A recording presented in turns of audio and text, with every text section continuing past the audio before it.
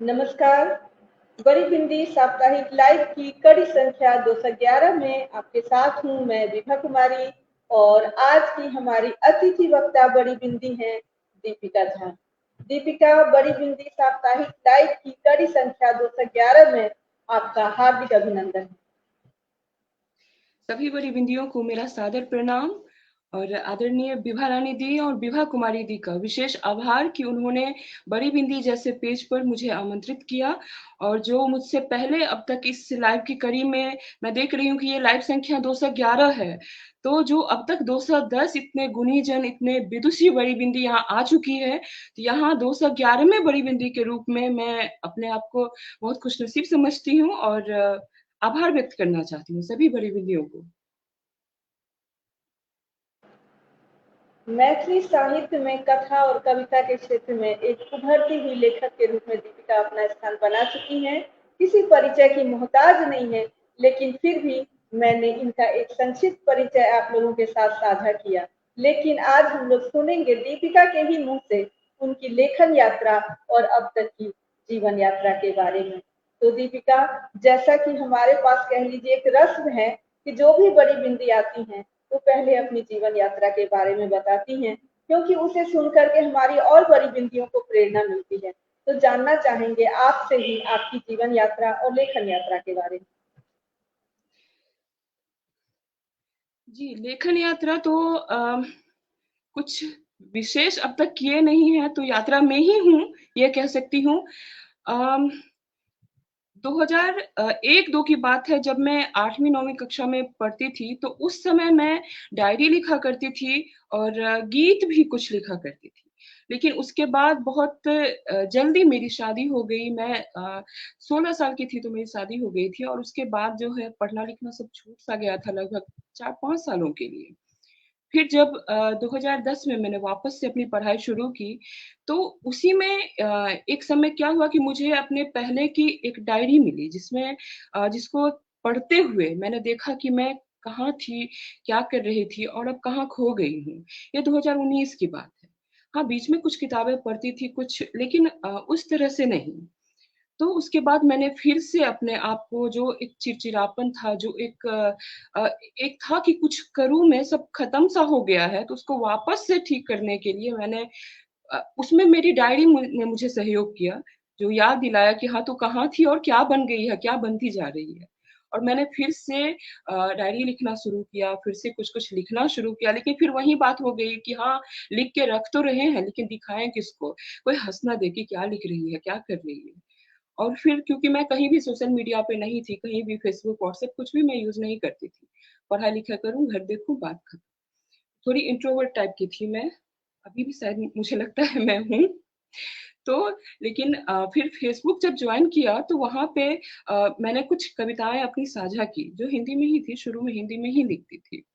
तो वहाँ से सब हाँ, अच्छी-बुरी सब तरह की बातें सुनने को मिली और फिर उसके बाद मैं धीरे-धीरे लिखती गई और अब गीत, कथाएँ, कविताएँ इसमें अपना प्रयास करती हूँ, लिखती हूँ, तो ये रहा। और बाकी व्यक्तिगत जीवन में तो मैं बता ही ना कि जैसे जल्दी शादी हो गई, फिर उसके बाद पढ़ना-लिखना और अभी तक मैं पढ़ ही रही हूँ, सब जारी है, तो यही है, कुछ विशेष नहीं है इसके अतिरिक्त।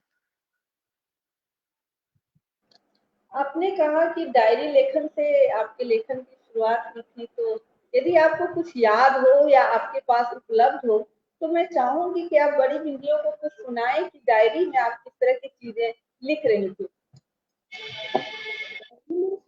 उपलब्ध तो नहीं है दीदी, उपलब्ध अगर होता तो मैं सुनाती, क्योंकि मेरे पहले की सभी चीज़ें एक होता है ना कि बेटी की विदाई के साथ ही कुछ ही वर्षों में उसकी सभी चीज़ों को ख़त्म कर दिया जाता है। वापस जब भी गई तो हर एक बार कुछ न कुछ ख़त्म होते देखा और कुछ ही सालों में अपनी सभी निशानियाँ वहाँ से अ, हटते हुए देखा। तो मेरे पास कुछ है नहीं, हाँ, एक डायरी डायरी जो 2004 की मुझे मिली थी, मैं अभी तो अपने साथ नहीं रखी हूँ, लेकिन हाँ, उस समय का जो अम, एक ज़िंदगी होती है हमारी। और जैसे मैंने बताया कि मैं भाई-बहन में मैं अकेली ही हूँ।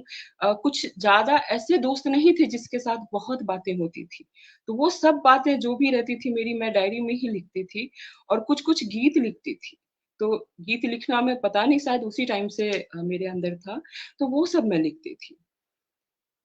लेकिन अभी मेरे पास नहीं है जो मैं सुना सकूँ। जैसे कि आज का हमारा विषय है समकालीन मैथिली, और उसी समकालीन मैथिली लेखन के साथ-साथ आपके लेखन पर भी बात करेंगे। तो जी। स्वाभाविक पहले पढ़ना होता है, उसके बाद लिखना होता है। तो आज के समकालीन मैथिली साहित्य को आप किस रूप में देखती हैं, समझती हैं, और आपकी क्या उम्मीदें हैं मैथिली साहित्य से? जी, समकालीन मैथिली साहित्य में मैं बहुत कुछ एक सकारात्मक रूप से देख रही हूँ, बहुत एक सही दिशा में देख रही हूँ। और बाकी भाषा के साहित्यों से कहीं भी मैथिली साहित्य में कुछ कम नहीं, बल्कि समय के साथ चलते हुए कहीं-कहीं पे समय से आगे लेखन में मैं देख रही हूँ। हाँ, ये सही है कि स्त्री लेखन में जो कथाएँ हैं, उस विधा में कम काम हो रहा है, कम स्त्री कथाकार हैं जो कथा लेखन में लिख रही हैं। देखिए, जहाँ तक विषय वस्तु की बात है, तो मैं चंपाकली और एक विषधर से नियुक्ति पत्र तक की यात्रा को देख रही हूँ। जहाँ पर चंपाकली और एक विषधर में एक माँ बेटी के लिए विषधर के रूप में हमने ये सब पढ़ा हुआ है हम सब ने, है वहाँ पे जो सुस्मिता पाठक लिखती है नियुक्ति पत्र में, तो वहाँ पे एक सास अपनी विधवा बहू के नौकरी के लिए प्रयास करती है। अब वो सब खत्म हो गया कि विधवा है तो उसको वापस से जीने के लिए शादी करा दी जाए।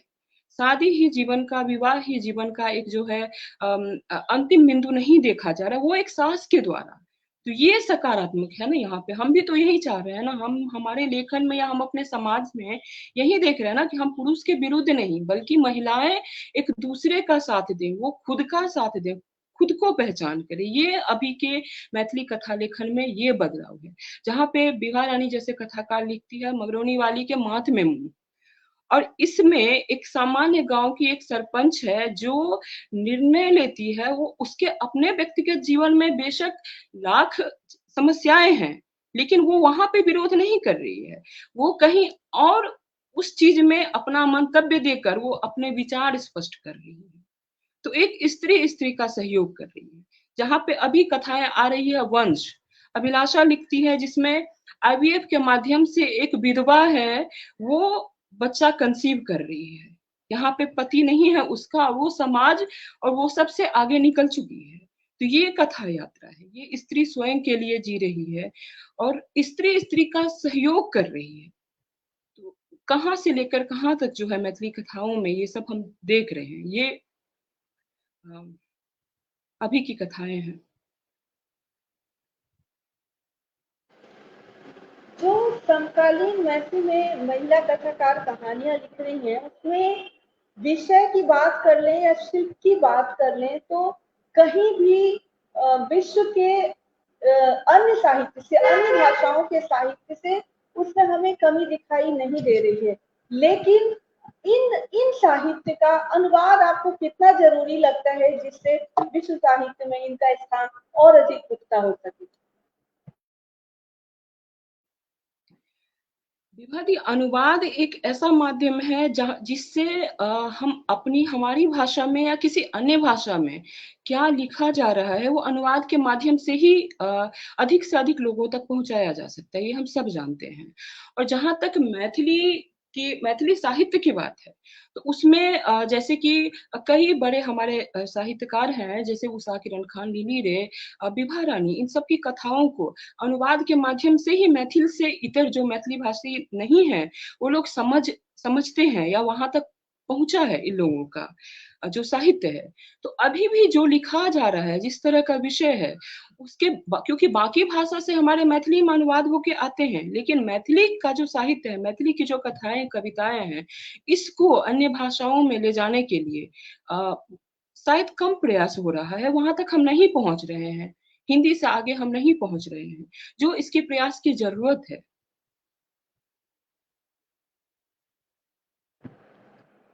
जी, बिल्कुल सही कहा आपने कि जितना आयात हो रहा है, उतना निर्यात नहीं हो रहा है। हम लोग अन्य भाषाओं के साहित्य को तो मैथिली में लेकर आ रहे हैं, लेकिन उस अनुपात में मैथिली के साहित्य को हम अन्य भाषाओं में लेकर नहीं जा पा रहे हैं। आपने एक बाल कथा संग्रह भी लिखा है, और आज यह बात बार-बार उठती है कि बाल साहित्य लिखे जाने की बहुत आवश्यकता है, क्योंकि आज का जो परिवेश में है उसमें बच्चे समय से पहले युवा हो जा रहे हैं। बाल मनोविज्ञान को ध्यान में रखते हुए और बाल मनोविज्ञान के समुचित विकास की दृष्टि से बाल साहित्य लिखा जाना चाहिए। तो इस पर आपका क्या कहना है? बाल साहित्य का सबसे बड़ा दुर्भाग्य है ना कि ये जिसके लिए लिखा जा रहा है वहां तक ये पहुंचता ही नहीं है। जबकि हम सब जानते हैं कि इसकी समस्या कहाँ पे है, जड़ कहाँ पे है। बाल साहित्य का ये महत्व है कि आज मेरी माँ अपने स्कूल के समय में, ये बात मैं कहीं और भी बता चुकी हूँ कई बार, कि वो जैसे भूस्कोल नैना पढ़ी हुई थी एक कथा, बाबा जी की थारी कथा पढ़ी हुई थी, तो अभी तक उसको याद है, क्योंकि उसने अपने भाषा में पढ़ा था, उसको अभी तक याद है। तो बच्चों को अपने मातृभाषा में जो शिक्षा है वो उससे दूर रखा गया। अभी भी जो साहित्य लिखा जा रहा है वो कहाँ बच्चे तक पहुंचता है, मतलब स्कूल में कहाँ, बच्चे तो नहीं पढ़ पा रहे हैं ना। हम लिख रहे हैं, हम प्रयास कर रहे हैं, और वो भी उस मात्रा में नहीं, उस स्तर पे प्रयास नहीं हो रहा है जिस स्तर पे होना चाहिए। तो ये तो और कहाँ पे दोष है इसका, कहाँ जरूरत है, ये हम सब लोग जानते हैं। जब तक स्कूल में अनिवार्य रूप से मातृभाषा में शिक्षा नहीं होगा, तब तक ये पुस्तकें आके ये कुछ खास अपना काम नहीं कर पाएंगी। ये बहुत ही महत्वपूर्ण बिंदु आपने छुआ है कि जिसके लिए हम लिख रहे हैं, मान लीजिए मैथिली में बाल साहित्य लिख रहे हैं, लेकिन मैथिली में बाल साहित्य पढ़ने वाले बच्चे तक वो पहुंच नहीं रहा है, बच्चे पढ़ नहीं रहे। यहाँ दो बात आती है। एक पहली बात आती है संस्थान में, विद्यालय में मातृभाषा में शिक्षण उपलब्ध है या नहीं, और दूसरी एक और बात आती है कि निरंतर अपनी भाषा से लोग दूर जा रहे हैं। जैसे लोग स्थान से पलायन कर रहे हैं, तो उसी क्रम में लोग भाषा से भी पलायन कर रहे हैं। जहाँ मैथिली भाषा घर में बोली जाती है और जहाँ घर में मैथिली पुस्तकें उपलब्ध हैं, वहाँ की स्थिति फिर भी बेहतर है। लेकिन जहाँ मैथिली ना घर में बोली जा रही है, ना स्कूल में बोली जा रही है, ना पढ़ाई जा रही है, वहाँ पर यह विद्यार्थियों तक पहुंच नहीं रहा है। जिस उम्र के लोगों के लिए लिखा जा रहा है उन तक पहुंच नहीं पा रहा है। तो ऐसे में एक लेखक के हिसाब से आप क्या सोचती हैं, या एक लेखक होने के कारण आप में क्या दायित्व बोध होता है कि किस तरह से सही पाठक तक, बच्चों तक, सही उम्र के बच्चों तक बाल साहित्य कैसे पहुंचे? आपकी कोई योजना है, या आपको ऐसा लगता है कि यह तरीका उपयुक्त है, तो यह एक उचित मंच है, यहाँ पर आप बता सकते हैं। जी, अभी करीब इसी सप्ताह में मैंने देखा कि मधुबनी के साहित्यकार, बड़े साहित्यकार हैं दिलीप कुमार जी, जो अपने स्कूल में, वो एक शिक्षक भी हैं, तो अपने स्कूल में जो एक वैद्यनाथ झा जी का किताब आया है उसमें से कथाएं बच्चों को सुना रहे हैं, पढ़ा रहे हैं। तो ये एक सही माध्यम है कि सिलेबस के अतिरिक्त, क्योंकि जब बच्चों को सिलेबस का पढ़ाया जाता है तो उसके अतिरिक्त कहीं और से जो है संदर्भ लेके हम उनको समझाते हैं, बताते हैं। तो उस तरह से एक अतिरिक्त के रूप में उनको मात्र, क्योंकि समझते तो सब हैं, जो भी स्कूल में बच्चे पढ़ते हैं वो अपने घर से आते हैं, समझते हैं भाषा, तो उनको उस तरह से पढ़ाया जाता है। जहां तक एक सिलेबस के रूप में है, तो वो तो जब सरकार इसके लिए कदम उठाएगी, प्रयास करेगी, और अनिवार्य रूप में स्कूल में, जैसे मैं यहाँ महाराष्ट्र में हूँ, तो यहाँ पर अनिवार्य रूप में मराठी है, कोई विकल्प नहीं है, मेरे बच्चों को पढ़ना पड़ रहा है, चाहे कोई भी माध्यम से हो, आईसीएसई बोर्ड हो, सीबीएसई हो, कहीं से भी हो, उनको पढ़ना पड़ेगा। तो उसी तरह से जब अनिवार्य रूप में होगा, उसके लिए कहाँ तक क्या प्रयास होना चाहिए, वो तो बड़े स्तर पे जो है अधिकारी वही कर सकेंगे। लेकिन जब तक अनिवार्य रूप में नहीं होगा, तब तक ये विकल्प है कि अध्यापक अपने स्कूल में जो एक अतिरिक्त समय लेके, जो एक संदर्भ के रूप में मैथिली की कथाएं और कविताएं, ये सब बच्चों को पढ़ा सकते हैं, और घर में जो अभिभावक हैं वो पढ़ा सकते हैं, बता सकते हैं। मुझे तो इसके अतिरिक्त और कुछ अभी नहीं दिख रहा है। जैसे कि आज अस्मितामूलक साहित्य का दौर है और निरंतर विमर्श हो रहा है, और अस्मितामूलक साहित्य में स्त्री विमर्श, दलित विमर्श इत्यादि अनेक बिंदु हैं। तो मैथिली साहित्य में स्त्री विमर्श तो फिर भी थोड़ा स्थान पा रहा है, लेकिन दलित विमर्श उस अनुपात में बहुत ही कम दिखाई दे रहा है। न तो मूल रूप में और न ही अनुदित रूप में। निरंतर दलित विमर्श का अभाव मैथिली साहित्य को कहीं कमजोर तो नहीं कर रहा है? हाँ, ये सही कहा आपने दीदी कि जिस तरह से दलित विमर्श होना चाहिए, वो नहीं हो रहा है। नहीं हो रहा है तो इसका कारण क्या है? स्त्री विमर्श पे जो चर्चा हो रही है, वो कौन कर रहे हैं? पुरुषों के द्वारा भी स्त्री विमर्श लिखा जा रहा है, स्त्रियां भी लिख रही हैं, लेकिन गहराई, गंभीरता जो भुक्तभोगी है, उनके द्वारा जब लिखा जाता है, तो उसमें फिर यथार्थ कुछ अधिक रहता है। तो दलित विमर्श के लिए दलित समाज को समझना, उनकी समस्याएं को समझना, उनकी आवश्यकताएं को समझना, इसके लिए मैं यहाँ मुंबई में बैठ के दलित विमर्श की बात करूं और लिखूं तो वो फेक लगेगा।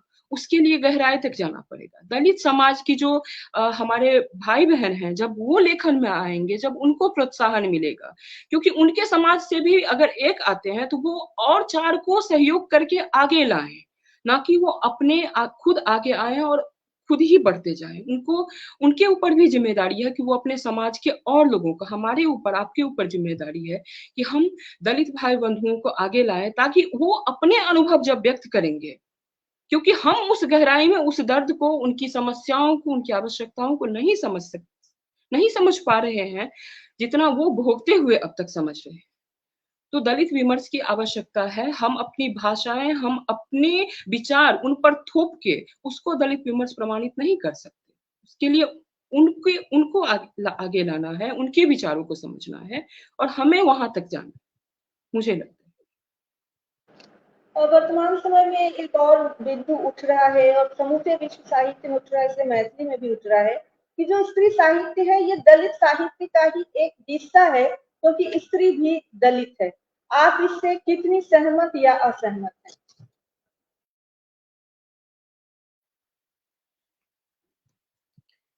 स्त्री भी एक दलित है, मतलब अ, क्या क्या सब क्वेश्चन एक बार दलित आप। दलित साहित्य का जो मुख्य बिंदु है वो ये कहता है कि जो कोई भी व्यक्ति शोषित है, उपेक्षित है, वंचित है, जिसका दलन हुआ है, शोषण हुआ है, वो दलित है। और इस दृष्टि से हर स्त्री दलित है, चाहे वो किसी जाति, किसी समाज, किसी वर्ग से आता हो। इसीलिए स्त्री साहित्य या स्त्री विमर्श का साहित्य जिसे हम कहते हैं, वो वास्तव में दलित साहित्य का एक हिस्सा है। आप इस कथन से सहमत हैं या असहमत हैं? सिर्फ मैं ये पूछ रही हूँ। सहमत है मैम, क्यों ना। तो इस दृष्टि से हम ये मान सकते हैं कि मैथिली में भी दलित साहित्य का आरंभ हो चुका है। और जिसे हम आज स्त्री विमर्श या स्त्री विमर्श का साहित्य कह रहे हैं, यदि हम कहें कि कामिनी चौधरी का जो लेखन है, उसकी जो कविताएं हैं, उसे मैं दलित साहित्य की दृष्टि से देखती हूँ, क्योंकि उसमें निरंतर स्त्री के अधिकारों की बात आ रही है। इसी तरह से मैं आपके कहानी संग्रह अंतिम स्त्री की बात करूंगी और मैं चाहूंगी कि आप स्वयं भी उस कहानी संग्रह पे थोड़ी चर्चा करें, क्योंकि उस पुस्तक को मैंने भी पढ़ा है और उस पर मैं अपनी एक प्रतिक्रिया भी लिख रही हूँ। तो अंतिम स्त्री जब लिख करके आया था तो शीर्षक पर बहुत बात हुई थी कि अंतिम स्त्री क्यों और पहले कहानी संग्रह का नाम अंतिम स्त्री क्यों। मेरे पास इसका उत्तर है, लेकिन वो एक पाठक का उत्तर होगा। मैं चाहती हूँ कि लेखक की ओर से इस पर जाने की, लेखक ने क्या सोच कर ये शीर्षक रखा है। अंतिम स्त्री की जो शीर्षक कथा है ना, वो मेरी पहली कथा है। मैं पहले ये बता दूं कि मैंने जो अपनी पहली कथा लिखी थी वो अंतिम स्त्री है। और उसमें जो विषय है, जो एक बलात्कार के विषय पर मैंने लिखा हुआ है। तो ये, हाँ, ये हम सब लोग जो है रोजाना के अखबार में, रोजाना खबरों में, जिस वक्त मैंने वो कथा लिखी थी, मैं उसकी बात कर रही हूँ कि मैं वही देखती आ रही थी। और फिर वो बलात्कार के बाद अगर उसको मार दिया जाता है तो भी वो कांड खत्म, अगर वो जीवित रहती है तो नर्क से बदतर जो एक समाज की दृष्टि है उसके प्रति, या उसकी जो आगे की जिंदगी है, वो सब एक तरह से खत्म। जैसे कि तेजाब डाल के जो एक तरह से उसकी जिंदगी बर्बाद की जाती है, ये बलात्कार के साथ भी वही हाल है। तो वो सब जो मेरे दिमाग में उस वक्त चल रहा था, उसके आधार पर मैंने वो कथा लिखी थी। और अंतिम स्त्री वही है कि ये न्याय, अदालत, कोर्ट कचहरी, कैंडल मार्च, संवेदना, सब कुछ आज 2012 की घटनाएं अभी तक हमको याद है, और वैसे अनेकों घटनाएं हैं जो हम उसके बाद भी देखे हैं, नहीं समझे हैं। वो उस तरह की भी कई घटनाएं हैं, हैदराबाद हम देखे हैं, 6 महीना की लड़की के साथ भी देखे हैं। और ये सब सोच जब देखते हैं हम खबर, तो हम 1-2 दिन दिमाग हमारा काम नहीं करता है, हम अवसाद में रहते हैं और फिर हम रोजाना की रूटीन में आ जाते हैं। आज मेनका मलिक लिखती है कथा स्त्री राति और प्लेटफॉर्म नंबर 11, क्या वो पढ़ के हमारा जो है एक अंतर्मन झकझोरता है कि ये क्या है? तो ये अंतिम स्त्री वही है कि ये कोई इस बात को न्याय मिल गया, इस आधार कब ये न्याय मिल गया हम मान लें कि वो ये घटना अब खत्म हो गया। वो अंतिम स्त्री थी जिसके साथ ये हुआ, उसको न्याय मिलने के बाद अब ये और नहीं होगा। तो ये सोचकर मैंने वो कथा लिखी थी। और जहां तक बाकी कथाओं का है, तो वो जो मैं 15 साल रही हूँ गांव में, उसके बाद तो अवसर नहीं मिला है, मैं इधर ही महाराष्ट्र में ही हूँ, पर वो बिहार के किसी गांव हो या महाराष्ट्र के मुंबई और पुणे जैसा शहर हो, स्त्रियां सब जगह एक सी है, एक सी सोचती है। शिक्षा में उनके जो है एक दैनिक जीवन में बदलाव है, पर सोच में सब एक जैसे ही हैं। मैंने तो यही देखा है। समाज में भी जो दलित समाज वहां पे है, यहाँ पे भी है, यहाँ पे भी शहरों में भी है, वो भी उस तरह की ही समस्याएं झेलते हैं। और मैं जिस गांव में रही हूँ वहां पे 10-12 वर्ण करीब हैं, जो उतने वर्ण के लोग उस गांव में है। मैंने उन सबके साथ व्यवहारों को करीबी से देखा है, नजदीक से देखा है। और तो वो सब आधार पे मैंने जो अनुभव किया, हम क्या लिखते हैं, हम वही लिखते हैं ना कि जो यथार्थ है समाज में, उसके साथ हम जो कुछ चाहते हैं हम उसको अपनी लेखनी में शामिल करना चाहते हैं। यथार्थ तक तो हम सीमित करके नहीं छोड़ते, हमारा प्रयास वही रहता है। तो वही सब कुछ को समेटते हुए मैंने अंतरिम स्त्री में जो कथाएं लिखी थी।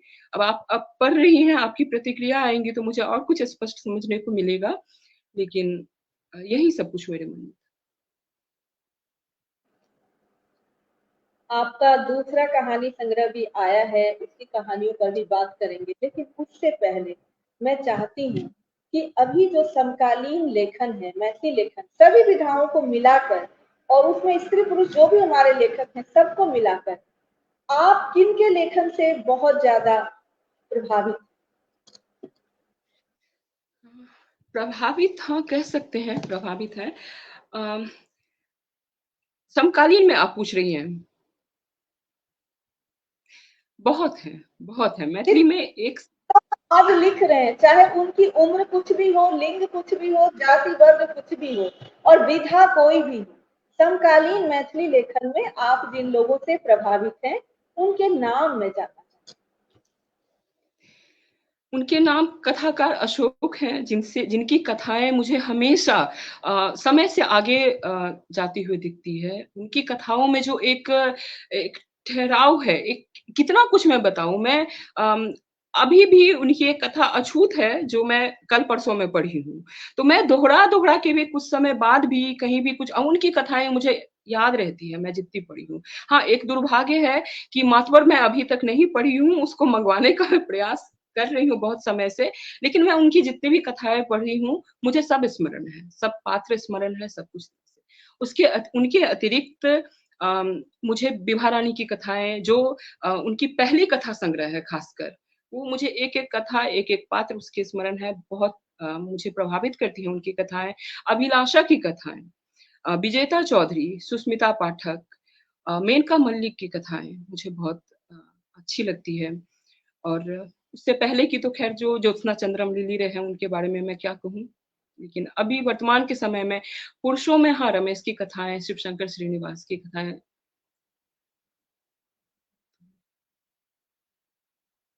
ये सब मैं कह सकती कहने का तात्पर्य है कि इतने लोग समकालीन मैथिली में इतने उच्च स्तर का लेखन कर रहे हैं कि समय कम पड़ रहा है और दीपिका का वक्तव्य पूरा नहीं हो पा रहा है। तो जिन लोगों का नाम ये अभी नहीं भी बोल पा रही वो भी इस सूची में शामिल हैं, क्योंकि जी हमारे निश्चित। पास समय बहुत कम है और लेखन के जो हमारे सितारे हैं उनकी संख्या बहुत अधिक है। मैं दर्शकों को यह बताना चाहती हूँ कि समकालीन मैथिली लेखन विश्व साहित्य में एक महत्वपूर्ण स्थान रखता है और यदि अनुवाद हो, अनुवाद अभी भी आयात हो रहा है, निर्यात का अभाव है, जैसा कि दीपिका ने भी कहा। तो यह आवश्यकता है कि हम अनुवाद करें और इस साहित्य को विश्व तक पहुंचाएं, ताकि इस उच्च स्तरीय लेखन से लोग अवगत हो सके।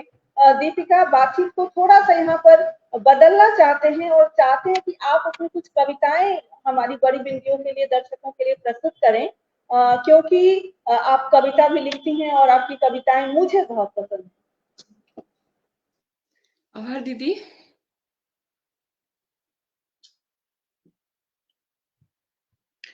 मैं अपनी लिखी एक कविता यहाँ पे सुनाना चाहती हूँ। उसका शीर्षक है मनोरथ।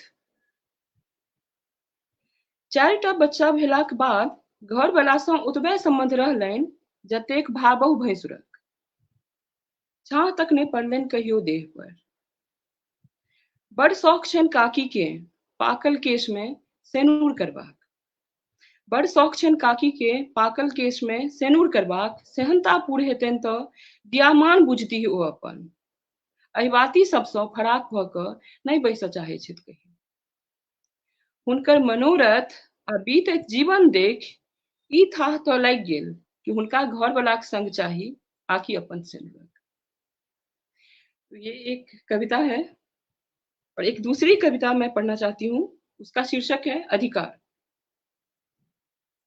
पित्ती में बापक मुँह तकैत जँ बहरा जायत नैहर सँ खोइछ में दूबि धान लेने तो बनल रहतैक मान। आ काजे परोजने होइत रहतैक पुछारी। मुदा बापक सीमान दिस तकिते ओ नहि रहि जायत कुल के बेटी। अमीनक लग्गा खसिते छीन लेल जेतैक ओकर दियामान। आ खायक पीबक के आवेश। ओकर अधिकारक बोध बनि जेतैक नेबोक किछ बुन्न। आ बना देतै फटोन दूध सन पवित्र संबंध सब। लागि जेतैक बन्हन ओकर ओहि पायल में जे छम्पैत बजैत रहैत छल एहि आंगन सँ ओहि आंगन। मुदा ताहिसँ की? मुदा ताहिसँ की? आप नहि मरय देत ओ एतेक मुश्किल सँ भेल एहि बोध के। बरु तन्नुक पड़ि जेतैक राखी के ताग। आकि रहतैक भरदुतिया में दुगोला। मुदा सामा में ओ गाबि लेत गीत। ताहि लेल नहि रहतैक ओकरा ककरो मुँह तक की। नोत लेबाक मोह में आब नहीं छोड़त ओ अपन अधिकारक एकहु बीत। ये थी मेरी दूसरी कविता। बहुत ही सुंदर और बहुत ही समसामयिक वर्तमान समय का चित्रण, बहुत ही अच्छी कविताएं सुनाई आपने। और आपका एक दूसरा कहानी संग्रह आया है 2024 में, मोजर। मैं चाहती हूँ कि कुछ कहानी संग्रह का जो रचनात्मक प्रक्रिया के बारे में आप थोड़ा सा बताएं दर्शकों को। जी, ये मोजर जो कथा संग्रह है, ये अंतिम स्त्री के बाद जो 3 वर्षों में मैंने जो कथाएं लिखी है, वो उसमें से कुछ कथाएं इसमें है। जो शीर्षक कथा है मोजर, जिसका अर्थ है महत्व। तो ये महत्व स्वयं को देने का है। ये जब आप कथा पढ़ेंगे तो मुझे लगता है कि बेहतर आप बता पाएंगे। मैंने क्या लिखा वो तो मेरे मन में है, लेकिन पढ़ के आप लोगों तक क्या पहुंची है वो बात, वो मैं आप लोगों से ही जानना चाहूंगी। अभी कुछ 15 दिन पहले लगभग प्रकाशित होके आई है ये कथा संग्रह मोजर। और जो इसके कवर पे, आवरण पे जो शब्द है वो यही है कि स्त्री हर तरह से सक्षम होते हुए भी एक अपने लिए एक छांव की तलाश करती है, एक कुछ तो सहारा वो चाहती है। जबकि वो स्वयं जब उसको ये एहसास हो जाए, वो अपने दम पर जब खड़े होने का एक एहसास उसको हो जाए, तब उसको किसी भी सहारे की, किसी भी छांव की मुझे नहीं लगता है कि आवश्यकता रह जाएगी। सहयोगी अलग बात है और एक सहारा अलग बात।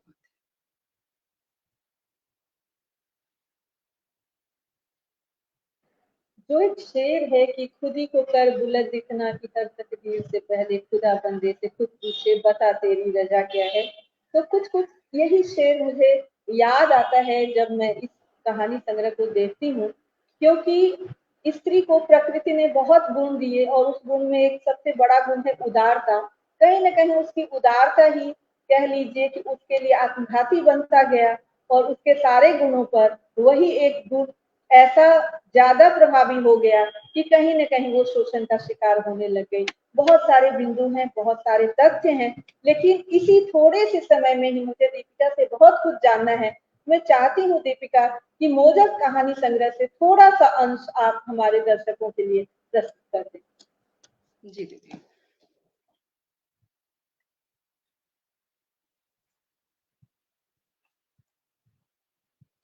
क्योंकि समय कम है और कथाएं स्वाभाविक है, अगर मैं पढ़ूं तो 10 मिनट से अधिक लग जाएगा, इसलिए मैं कथा का एक मोजर कथा से ही कुछ अंतिम भाग, एक पैराग्राफ पढ़ दूं।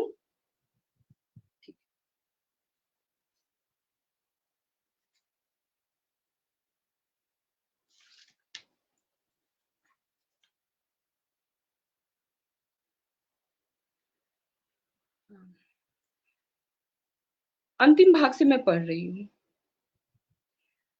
सुनैना बकर बकर भाउज सभक मुँह तकैत रहैत। दुइये मास पहिने अपना संग बीतल ओ सबटा दृश्य मोन पड़ैत रहै। तखने मझिला भाइ एलखिन। ओ सुनैना सँ भेंट घाँट कऽ भाउज सँ काजक सम्बन्धित किछु विचार विमर्श करय लगलखिन। जेठकी उठि कऽ अलमीरा में सँ किछु पाइ बाहर कऽ दिअरक हाथ में देबय लगलखिन। मुदा दिअर ई कहि कऽ मना कऽ देलखिन जे किछु कम बेस हेतै तखन अहाँ मदद कऽ देबै, अखन राखू। आ से कहि ओ बाजारक लेल चलि गेलाह। अंगना में टोल पड़ोसक किछु लोक सब आयल रहथिन तऽ मझली भाउज आ सुनैनाक बहिन आभा दुनू गोटे हुनके सब में लागल रहैत। सबके अरियाइत कऽ घर अयलथि तऽ सुनैना के देखलनि। देखतहि गंगा जमुना जकाँ दुनू बहिन मिल गेली। आइ राति धरि अधिकांश कर कुटुम्बक अबैया रहै। राति में भनसिया के की कोना बनेबाक आदेश दी, संगहि सबके रहबाक व्यवस्था कोना की करबाक से तीनू दियादनी बतियाए लगलथि। धिया पुता सब सेहो पीसीक अबैया बुझि खुशी में लग में आयल। सुनैनाक दुनू बेटी जे टौआयल सन ठाढ़ भेल रहनि तिनका अपना संग लऽ कऽ चलि गेलथि। ई सब ननद भाउज कोनो कोनो काजक मादे जखन कोठली सँ बहरा जाय गेली तखन मात्र सुनैना आ हुनक जेठकी भाउज ओतऽ रहि गेलखिन। सुनैना के ओना अवाक भेल देखैत हुनकर जेठकी भाउज हुनकर मोन के थाहि लेलखिन। नहीं बुझलियै छोटकी दाई, सुख दुख तऽ लोकक मोन में रहैत छैक ने। आइ हम जे ओछानि धऽ लियै तऽ ओहिसँ हमर दुख कम नहि भऽ जायत, बल्कि हमर बच्चा सब आर लिलोह भऽ जायत। हमर परिवार हमरा देख कऽ आर व्यथित भऽ जायत। बाबूजी के स्थिति तऽ अहाँ देख एलियनि अछि।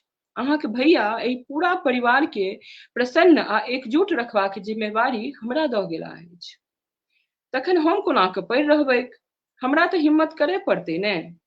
सुनैना सबटा गप अकान रह गई। तो ये कथा का अंतिम भाग है।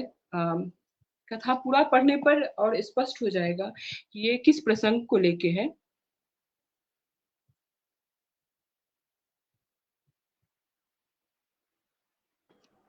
धन्यवाद दीपिका।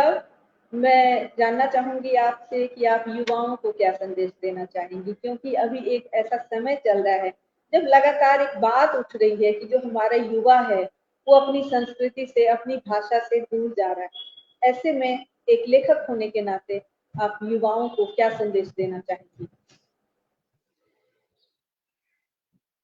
संस्कृति भाषा से दूर जा रहे हैं युवा, ये सबके लिए हम नहीं मान सकते। ये परिवेश पे, परिवार पे निर्भर करता है। हम युवाओं को इस तरह से ब्लेम नहीं कर सकते वो संस्कृति से, क्योंकि हमारे लिए संस्कृति क्या है, उनके लिए संस्कृति क्या है, हमारे लिए धर्म क्या है, उनके लिए धर्म क्या है, ये जाने बिना हम उनको ब्लेम नहीं कर सकते। अगर मैं रोज गौरी पूजा करती हूँ तो अगर मेरी बहू गौरी पूजा ना करती है तो मैं उसको नास्तिक नहीं कह सकती हूँ। तो ये दोनों का अलग अलग जो है समझने का दायरा है। और जहां तक भाषा की बात है तो भाषा के लिए हम जिम्मेदार हैं। हम जिस तरह की परवरिश देंगे, जिस तरह के माहौल में रखेंगे, हमारे बच्चे वैसे ही होंगे। आज हम और आप कितने भाषा जानते हैं, मैथिली, हिंदी, इंग्लिश, हर तरह की भाषा जानते हैं, पर कहाँ पे क्या बोलना है, क्या करना है, ये समझते हैं। वही समझदारी अपने बच्चों में भी देनी है, क्योंकि जब हम उनको पंख फैलाने का अवसर देंगे तो वो हर जगह जाएंगे, वहाँ की भाषाएं सीखेंगे, लेकिन अपने जड़ से जुड़े रहेंगे। ये समझदारी उनमें होनी चाहिए। और जो लड़कियां हैं उनके लिए बस अभी भी यही बोलूंगी कि पढ़ाई ठीक है, लेकिन अपने पैरों पर खड़ा होना आवश्यक है। आप पढ़ाई इस उद्देश्य से कीजिए कि आप अपने जीवन में उस पढ़ाई का उपयोग करें अच्छे बुरे समय आने पर, ना कि आप एमए जो भी है डिग्री वो आप अपने पास हैं, आप इतनी पढ़ी हैं उसके लिए पढ़ें, बल्कि इसके लिए पढ़ें कि ये पढ़ के अच्छे बुरे समय में आप उस पढ़ाई का सदुपयोग कर सके। सब सब कुछ तभी जो है आसान होगा जिंदगी में जब आप आत्मनिर्भर बनेंगे, ना सिर्फ पैसे कमाने को लेकर निर्णय लेने के लिए, अपने जीवन के जो है विषयों को आगे देखने के लिए आपको आत्मनिर्भर होना पड़ेगा। तो यही कहूंगी। बहुत अच्छा कहा दीपिका। और आपने बड़ी बिंदी के आमंत्रण को स्वीकार किया, हमारे साथ अपने अनुभव साझा किए और हमारी जिज्ञासाओं का समाधान किया। आपका बहुत बहुत धन्यवाद। और इसके साथ ही हमसे जुड़े सभी दर्शकों का मैं धन्यवाद करती हूँ। और आप लोगों को मैं याद दिला दूं कि बड़ी बिंदी साप्ताहिक लाइव के तमाम एपिसोड, तमाम कड़ियां अब बड़ी बिंदी गुफ्तगू चैनल पर अपलोड हो रहा है। और ये काम बड़ी बिंदी टीम मुख्य रूप से विभा रानी दीदी लगातार कर रही हैं। इसलिए आप लोगों से यह विनम्र निवेदन है कि आप लोग बड़ी बिंदी गुफ्तगू चैनल को सब्सक्राइब करें और इन सभी साक्षात्कारों को देखें और अपनी प्रतिक्रियाएं भी वहां दर्ज करें। इसके साथ साथ बाय मी ए कॉफी के लिंक पर जाकर कम से कम एक और अधिक से अधिक जितनी भी चाहें कॉफी अवश्य खरीदें और बड़ी बिंदी को सहयोग करें, क्योंकि बाय मी ए कॉफी का पैसा कैंसर के रोगियों के इलाज के लिए जाता है। तो आज हम लोग लेते हैं विदा और मिलते हैं अगले रविवार को फिर एक और बड़ी बिंदी के साथ। तब तक के लिए नमस्कार।